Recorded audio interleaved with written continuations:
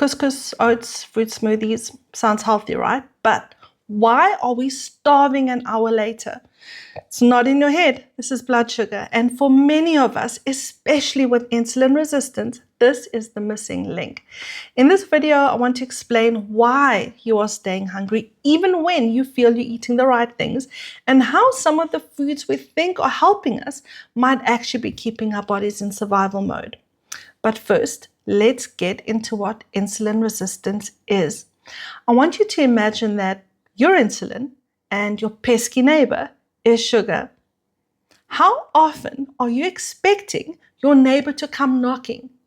You open the door, sort them out, and get on with it. But what happens if your neighbor is persistently annoying? You start ignoring them, right? That's what insulin does.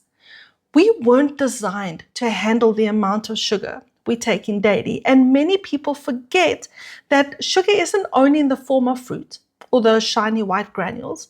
The worst of it is sitting in complex carbs, bread, pasta, yes, couscous. The long and short of it is you eat, your blood sugar rises, insulin comes along, moves that sugar into your cells, and even the glass of wine. But because that neighbor can't stop knocking, your cells stop listening. That sugar ends up stuck in your bloodstream. Alarm bells, panic. What does your body do? Ask for more. Because even though you've technically eaten, your cells still feel deprived, which means you stay hungry. You crave more food, especially the carbs, those fast hits. Testing my blood sugar after certain meals is something I do. And one of those tests I did was after eating couscous. Nothing else, just plain. Now, besides the massive blood sugar spike I expected, keep in mind, after any normal meal, your blood sugar is meant to come back down after 1 hour. But it stayed there for 4 hours. That is huge. Now, imagine doing that every day. When my blood sugar came back down, I was starving. And this was 8 o'clock at night, so it's not ideal. So to be clear, this was not a willpower problem and it wasn't a binge. It was literally a biological crash. This is why stabilizing blood sugar matters, not just for weight or energy, but to stay satisfied.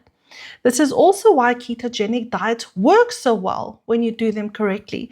And if you need to know what I mean by correctly, DM me or comment keto below and I'll send you a quick start guide. In a nutshell, when blood sugar is stable, hunger feels normal, doesn't feel urgent, doesn't feel panicky or compulsive. You don't crave more than you actually need. You can hear your body more clearly because you're not in that roller coaster of highs and crashes. Insulin resistance blocks that clarity. It keeps you in the loop. You eat something, looks clean, but it behaves like cake in your bloodstream. As innocent as couscous looks. Unless you are running a marathon, you don't need it. Cereal is no different.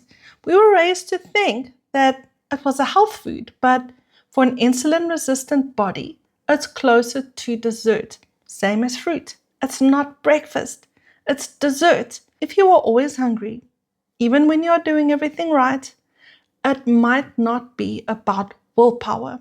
It might very well be biofeedback, insulin, food that looks healthy but leaves your body screaming for more. A 2020 study found that individuals with insulin resistance experienced greater hunger and reduced satiety after high-carb meals, despite having consumed the same calories as the insulin-sensitive participants. Basically, even though they ate the same food, because they were insulin resistant, they were automatically set up for failure. It is so worth looking into when your body isn't responding the way it should. To stabilize your blood sugar, watch those carb crashes disappear. I'm Samantha Ansey, certified gut health and nervous system practitioner teaching through lived experience. Follow for more.